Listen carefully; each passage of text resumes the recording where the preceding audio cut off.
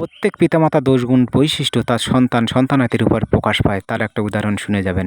একটা মানে ছোট বাচ্চার কাছে যদি গৃহপালিত পশু দেওয়া হয়, সে কিন্তু খেলবে। সে যে কোনো পশু, কিন্তু যদি অন্য কোনো পশু বা সাপ তার গায়ে উঠে যায় বা কাছে এসে যায়, সে কিন্তু আছাড় খাবে, মানে ভয় করবে। তার পিতামাতা মানে ওগুলো দেখলে ভয় করত। তৎস্বরূপ মানে একটা হাঁসের ডিম যদি মুরগির খেয়ে দেওয়া হয়, সেখানে মানে উঠে সেখানে লালিত পালিত হবে, সেখানে পালিয়ে যাবে না।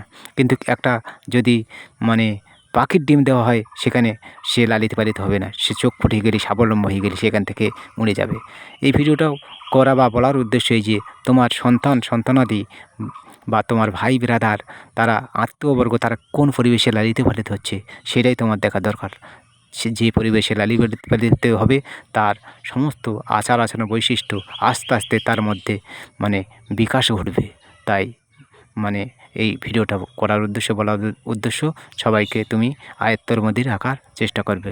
ধন্যবাদ জানিয়ে শেষ করছি। সবাই ভালো থাকবেন।